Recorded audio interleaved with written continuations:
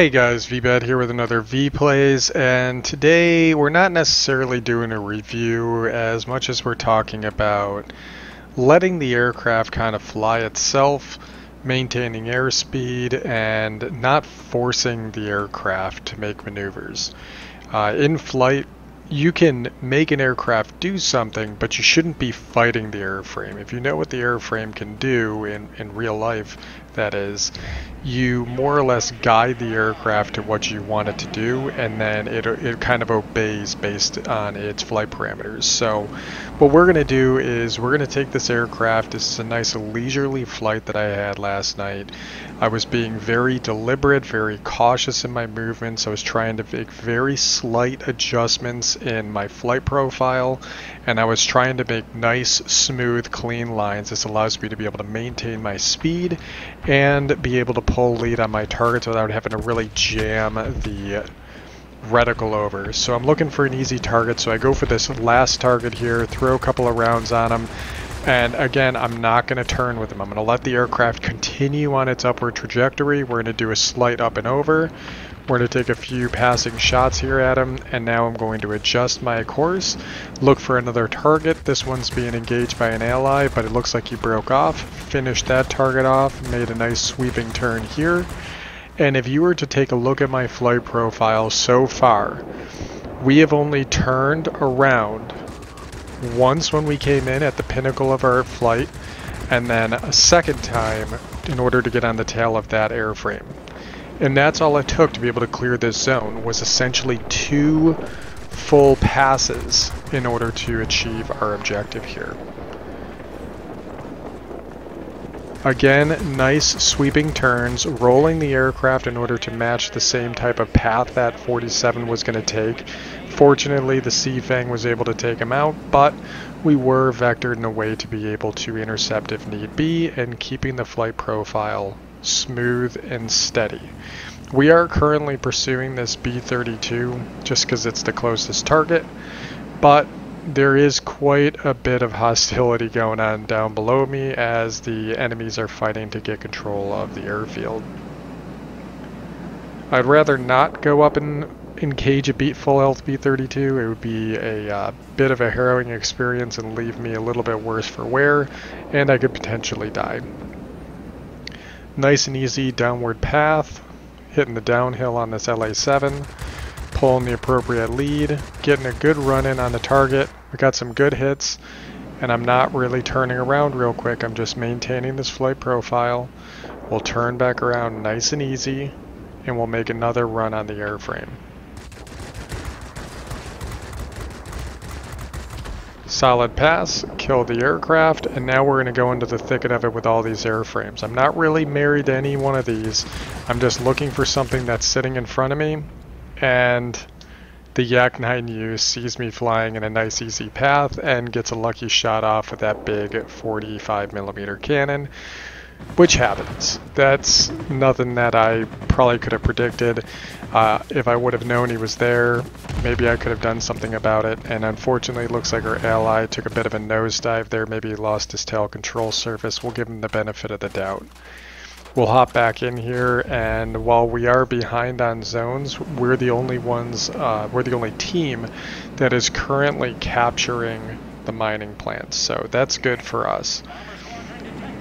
There is an enemy bomber squadron inbound on our command center, and our allies are currently engaging and taking out a majority of the bombers, so we're going to give a little bit of help here. We lit that one on fire, so we let it burn out.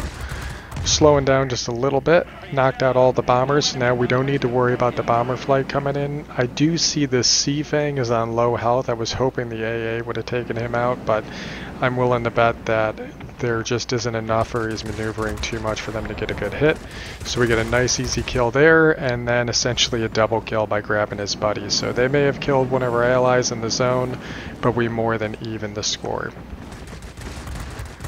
Additionally, our bomber flight is about to make its way into their command center, which is going to help us out. I see 2 Key 93s in a duel here, and the 93s carry a big derp cannon, so there's a possibility that this 93 could get the advantage on ours.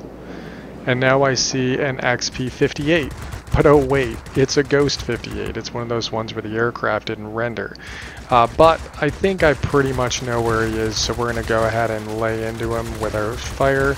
And again, we're making very minor adjustments. We're not making big hard turns. We're just treating the aircraft as a speed aircraft, doing its, I'd argue, a boom and zoom. It's not necessarily super fast for the boom and zoom runs, but it is fairly speedy for tier 8, which allows it to be able to do these types of maneuvers. And I have built this aircraft as a speed build additionally. Knocking out the tail and the pilot and the wing on that aircraft made it an easy kill for us. And now, since we've defended our command center, we've got control of the airfield and the mining facility, I figure it's time to head over to the enemy command center. We finally see one of the enemy players, and it is a P-51H. This is an aircraft that has the speed, altitude performance, and maneuverability to really be able to stick with me and be able to take my aircraft out if I'm not careful. But it looks like he was doing a head-on with our BF-109Z, and then with another kill of another defense aircraft, we picked up the zone. Again, if you watch the movements, I'm not jerking the mouse and the reticle way off target. I'm just kind of guiding the aircraft and letting it do its thing. And you'd be surprised how much easier it is to get into these types of engagements. Not every engagement has to be a turn and burn fight. It's great for a turn and burn fighter, but for an aircraft like this, it doesn't really like doing that. We just picked up grade 2, which is good for us, and now we're going up against this XP-58. This is where the speed build comes into play. It allows us to be able to hang at these higher altitudes. We are way into the red and probably shouldn't be up here, and I don't have my boost cooler right now. But the XP-58 is going into a dive. We can build up some of our airspeed again. We got some of our boost, and got him. Nice and easy. And because we didn't make very drastic movements with our controls, we didn't bleed a lot of that speed with massive direction changes, because that's where you lose airspeed. Diving on this LA-7. Hard to see through the clouds, and he is currently engaging an ally. Squall lines just hit, and I realize I'm kind of going into the lion's den here. But now we see the F2G. I'm going to roll my wings to match its direction of travel, and that way we can maintain good angle of attack on the aircraft.